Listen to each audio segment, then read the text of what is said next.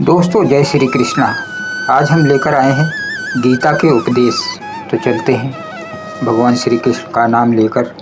कुरुक्षेत्र की विशाल भूमि पर शंखों की गूंज उठ रही थी। दोनों ओर से सेनाएं सज चुकी थी। कौरवों की 11 अक्षणी सेना और पांडवों की 7 अक्षणी सेना। रणभूमि का वातावरण भयावह था। रथों की गर्जना, घोड़ों की हिनहिनाहट और योद्धाओं का शौर्य चारों ओर गूंज रहा था। इसी समय अर्जुन अपने रथ पर सवार हुए। उनका रथ स्वयं माधव श्री कृष्ण चला रहे थे। अर्जुन के हाथों में गांडीव धनुष था और उनके मन में विजय का उत्साह। परंतु जैसे ही उन्होंने शत्रु पक्ष की ओर देखा, उनकी दृष्टि अपने ही बंधु बांधवों पर पड़ी। पितामह भीष्म, गुरु द्रोण, कृपाचार्य, चचेरे भाई, मामा, ससुर, बंधु बांधव और सभी विपक्ष में खड़े थे। यह दृश्य देखते ही अर्जुन का हृदय कांप उठा। उनके हाथ से गांडीव ढीला हो गया, आंखों में आंसू छलक आए और शरीर शिथिल हो गया। अर्जुन ने कृष्ण से कहा, माधव, यह कैसी स्थिति है जिन्हें देख मैं सदैव आदर से नत होता हूँ। आज उन्हीं पर बाण चलाना होगा। मेरे सम्मुख मेरे गुरुदेव हैं, पितामह हैं, मेरे ही भ्राता और स्नेही खड़े हैं। ऐसे प्रियजनों का वध कर मैं क्या राज्य, क्या सुख, क्या विजय प्राप्त करूं? हे केशव, मैं युद्ध नहीं करूंगा। अर्जुन ने अपना धनुष रथ में रख दिया और निराश होकर बैठ गए। कृष्ण मुस्कुराए। उन्होंने देखा कि अर्जुन का मोह बढ़ रहा है। तब उन्होंने गंभीर स्वर में कहा, पार्थ, यह कैसी दुर्बलता है? यह वीरता नहीं, कायरता है। धर्म योद्धा के लिए यह आचरण शोभा नहीं देता। उठो और अपने धर्म का पालन करो। अर्जुन ने उत्तर दिया, गोविंद, मैं अपने प्रियजनों की हत्या कर राज्य नहीं चाहता।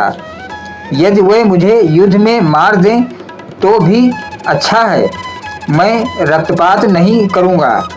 तभी कृष्ण ने गीता का उपदेश आरंभ किया।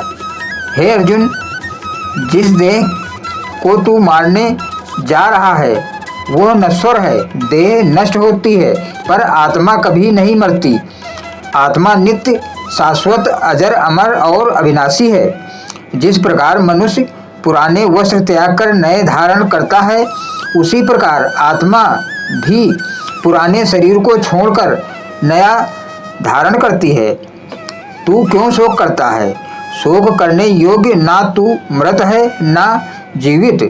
तूने अपने पूर्व जन्मों में अनेकों बार जन्म लिया, मैंने भी लिया, पर अंतर यह है कि मैं सब जानता हूँ और तू सब भूल चुका है। हे पार्थ, आत्मा को कोई शस्त्र नहीं काट सकता, अग्नि जला नहीं सकती, जल भिगो नहीं सकता और वायु सुखा नहीं सकती। इसलिए इस आत्मा के लिए शोक करना व्यर्थ है। हे अर्जुन, तेरा धर्म है युद्ध करना, क्षत्रिय का कर्तव्य है धर्म रक्षा हेतु युद्ध भूमि में वीरता दिखाना। धर्म के लिए युद्ध करना पाप नहीं अपितु पुण्य है। तू सोचता है कि अपने बंधुओं की हत्या से अधर्म होगा, पर विचार कर कि यदि तू अन्याय का समर्थन करेगा तब सच्चा अधर्म होगा। अतः अपने कर्तव्य का पालन कर। सुख दुख, हानि लाभ, जय पराजय, इन सब समान मानकर कर्म कर। जो पुरुष केवल फल की चिंता करता है वही मोह में फंसता है, पर जो फल की आसक्ति छोड़कर कर्म करता है वही सच्चा योगी कहलाता है। कर्म करना तेरा धर्म है, परिणाम मेरे अधीन है। तू केवल कर्म कर, फल की इच्छा मत कर। निष्काम भाव से किया गया कर्म ही मोक्ष का मार्ग है। फल की चिंता करने वाला सदैव बंध जाता है। जैसे कमल का पत्ता जल में रहकर भी अछूता रहता है, वैसे ही तू कर्म में लिप्त रहकर भी उससे अछूता रहे। हे अर्जुन, निष्काम कर्म ही सर्वोत्तम योग है।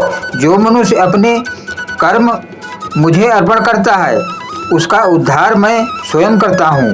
हे पार्थ, तू सोचता है कि संन्यास लेकर कर्म त्याग दूंगा तो शांति मिलेगी, परंतु जान ले कर्म से भागने पर नहीं, कर्म को सही भाव से करने पर मुक्ति मिलती है। ज्ञान और कर्म दोनों ही आवश्यक हैं। केवल ज्ञान से बिना कर्म के सिद्धि नहीं होती। सच्चा सन्यासी वो है जो कर्म करता है पर आसक्ति नहीं रखता। गृहस्थ होकर भी मनुष्य योगी हो सकता है यदि वो अपने कर्म ईश्वर को समर्पित कर दे। हे अर्जुन, मैं समस्त प्राणियों का कर्ता और भरता हूँ। सब मुझ में हैं और मैं सब में हूँ। जो मेरा स्मरण करता है, भक्ति करता है, वही मुझे प्राप्त होता है। भक्ति ही सर्वोच्च मार्ग है। मैं भूखा नहीं हूँ, परंतु भक्त यदि प्रेम से एक पत्ता, पुष्प, फल या जल अर्पण करता है तो मैं उसे स्वीकार करता हूँ। भक्त के प्रेम के आगे मैं स्वयं बंध जाता हूँ। अतः अर्जुन, तू अपने समस्त कर्म मुझे अर्पण कर, मन लगाकर मुझ में भक्ति कर, तब निश्चय ही तू मुझे प्राप्त होगा। हे पार्थ, योगी सबसे श्रेष्ठ है। तपस्वियों से महान, विद्वानों से महान और कर्मियों से भी महान योगी है। योगी वही है जो समदर्शी है, जो मित्र शत्रु, सुख दुख, मान अपमान में समान भाव रखता है। परंतु योगियों में भी वो योगी सर्वश्रेष्ठ है जो केवल मुझ में लीन होकर भक्ति करता है, वही मेरा प्रिय है। अर्जुन अभी भी शंका में थे। तब कृष्ण ने उन्हें अपना विराट रूप दिखाया। उन्होंने कहा, यदि तू मेरे ऐश्वर्य पर संदेह करता है तो देख मेरे विश्व रूप को। तुरंत कृष्ण का रूप बदल गया। अर्जुन ने देखा कि उनके शरीर से असंख्य मुख, नेत्र, हाथ और रूप प्रकट हो गए। अग्नि, वायु, सूर्य, आकाश सब उनके अंगों में समा गए।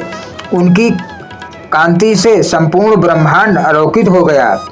अर्जुन ने देखा कि उसी विराट रूप में सब योद्धा प्रवेश कर रहे हैं। भीष्म, द्रोण, कर्ण, दुर्योधन सभी कृष्ण के मुख में जाकर विलीन हो रहे हैं।